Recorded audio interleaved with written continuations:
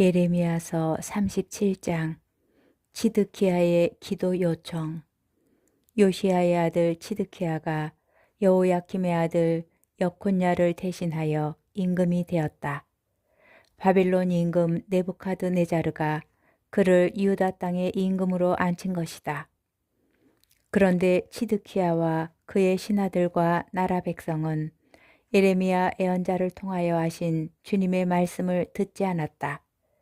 치드키야 임금은 셀레무야의 아들 여우칼과 마아세야의 아들 스바니야 사제를 예레미야 예언자에게 보내면서 우리를 위하여 주 우리 하느님께 기도해 주시오 하고 청하였다.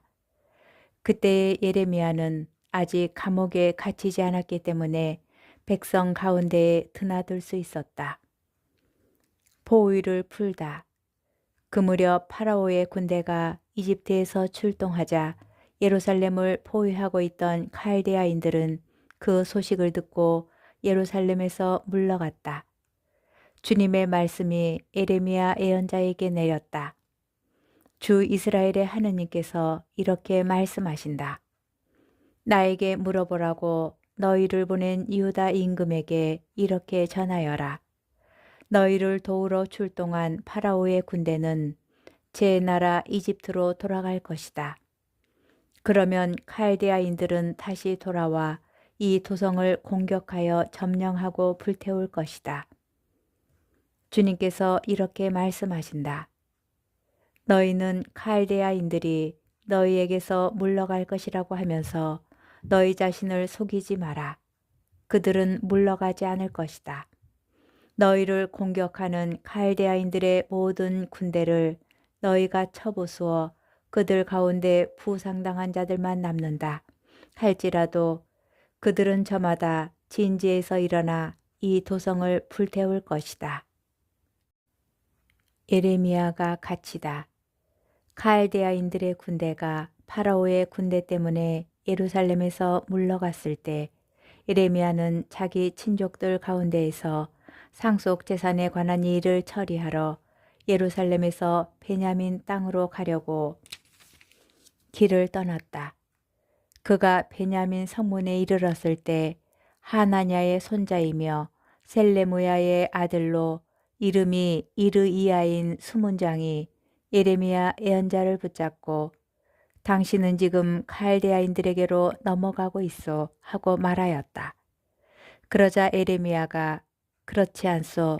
나는 지금 칼데아인들에게로 넘어가는 것이 아니요 하고 말하였다. 그러나 이르이야는 예레미야의 말을 듣지 않고 그를 붙잡아 대신들에게 데려갔다. 대신들은 예레미야에게 화를 내며 그를 때리고 요나탄 서기관 집에 있는 구덩이에 가두었다. 사람들이 그곳을 감옥으로 만들었던 것이다. 예레미야는 천장이 둥근 저수 동굴에 들어가 오랫동안 그곳에 갇혀 있게 되었다.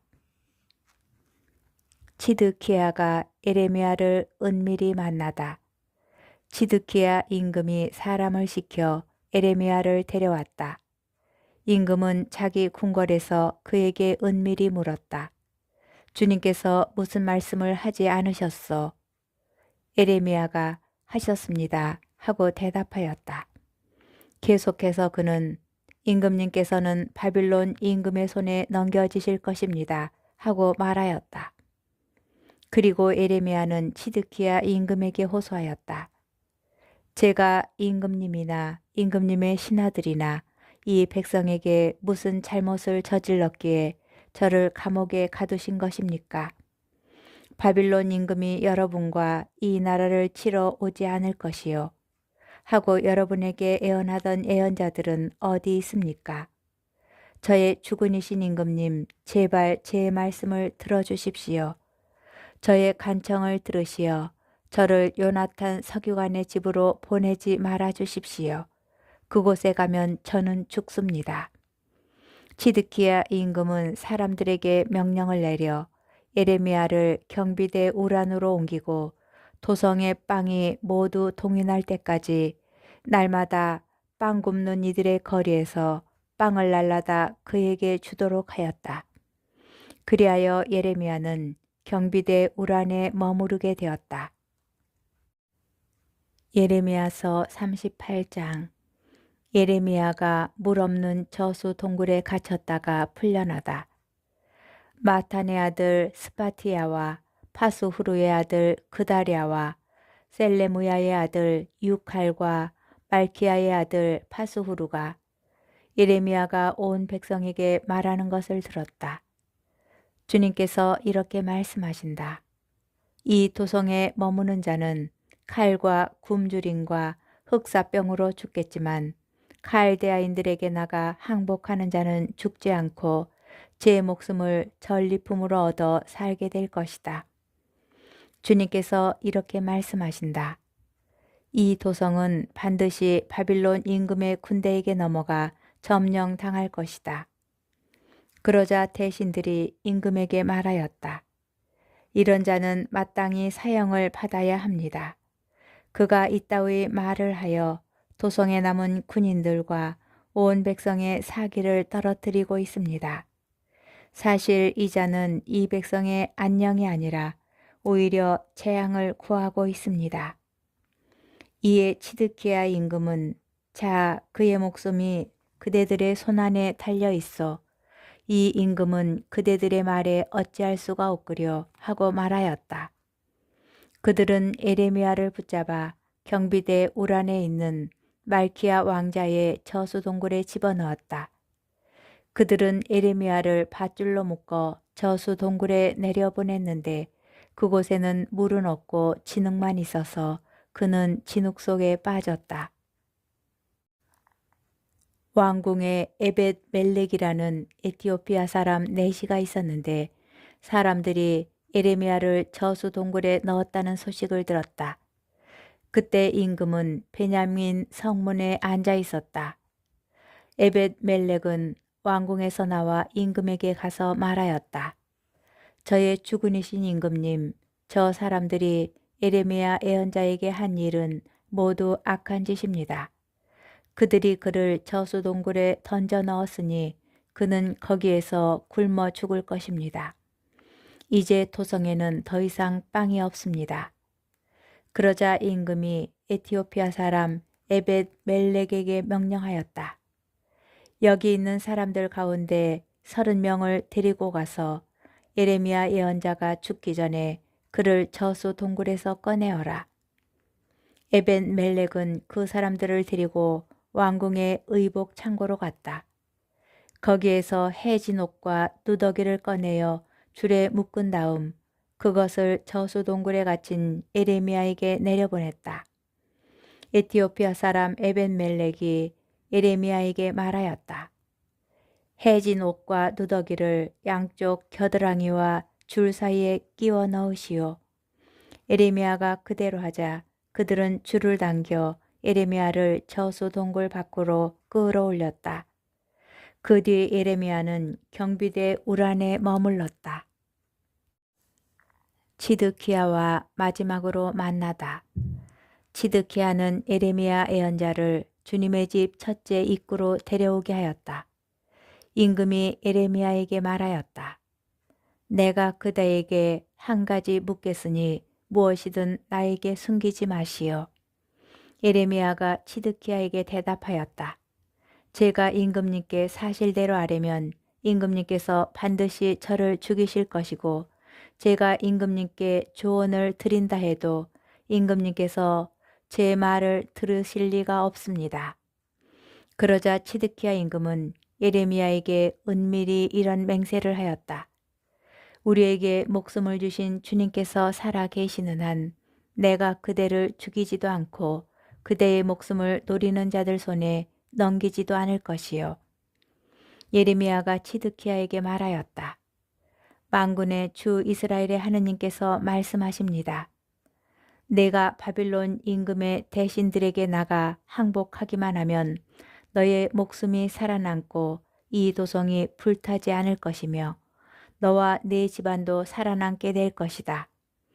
그러나 네가 만일 바빌론 임금의 대신들에게 나가 항복하지 않으면 이 도성이 칼데아인들에게 넘겨지고 그들은 이 도성을 불태울 것이며 너는 그들의 손에서 빠져나가지 못하게 될 것이다. 그러자 치드키야 임금이 예레미야에게 말했다. 나는 칼데아인들에게 넘어간 유다인들이 무섭소. 칼데아인들이 나를 그들의 손에 넘기면 그들이 나를 학대할 것이요. 예레미야가 말하였다. 칼데아인들이 넘기지 않을 것입니다. 부디 제가 임금님께 전해드린 주님의 말씀을 들으십시오. 그러면 임금님께서는 일이 잘 되고 목숨도 구하실 것입니다. 그러나 임금님께서 항복하기를 거절하실 경우에 주님께서 저에게 보여주신 사정은 이렇습니다.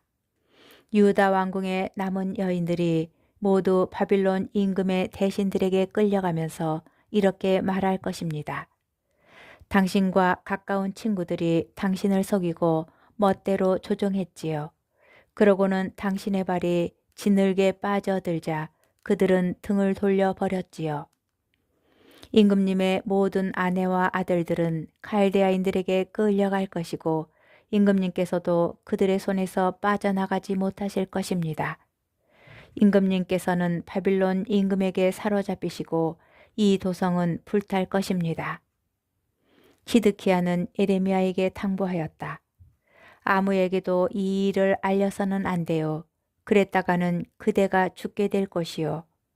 내가 그대와 이야기했다는 소문을 대신들이 듣게 되면 그들이 그대에게 찾아와 그대가 임금님께 무슨 말을 했는지 하나도 숨기지 말고 우리에게 알려주시오.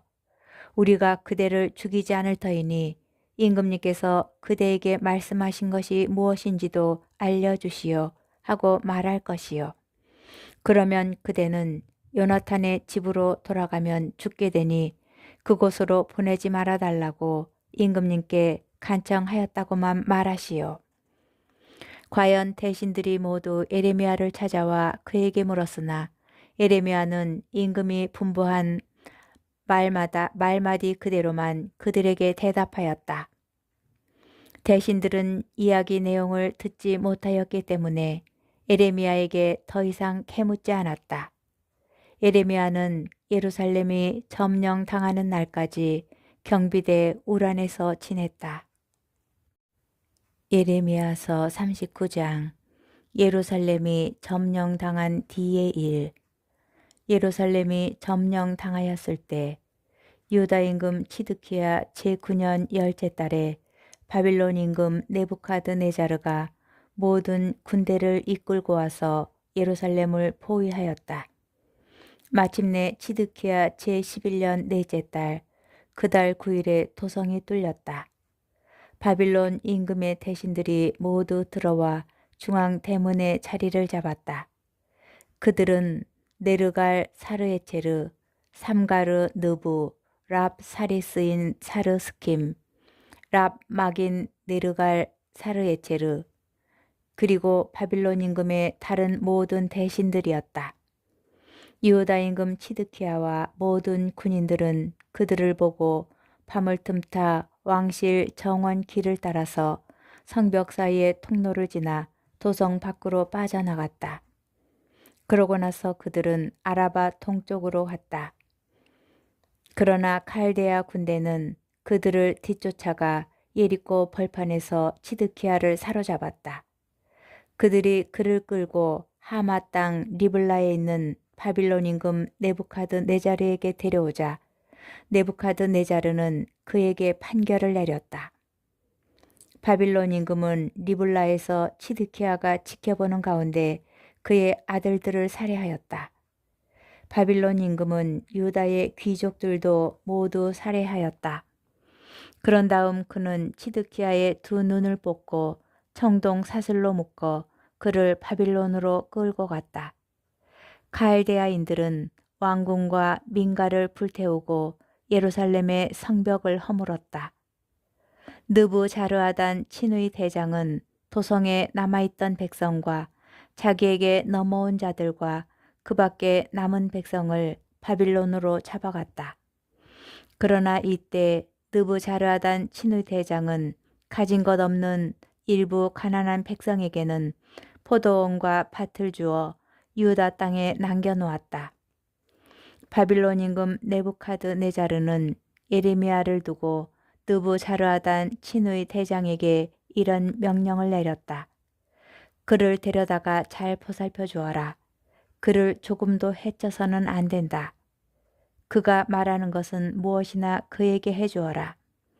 느부자르아단 친의 대장은 랍사리스인 느부사르반과 람막인 네르갈 사르에체르와 그 밖에 바빌론 임금의 모든 고관을 보내어 경비대 우란에서 예레미야를 데려다 사판의 손자이며 아이캄의 아들인 그달랴에게 맡겨 그를 집으로 돌려보냈다. 그리하여 예레미야는 백성 가운데에서 살 수 있게 되었다. 에벳 멜렉의 구원. 예레미야가 아직 경비대 우란에 갇혀 있을 때에 주님의 말씀이 그에게 내렸다. 에티오피아 사람 에벳 멜렉에게 가서 말하여라. 만군의 주 이스라엘의 하느님께서 이렇게 말씀하신다.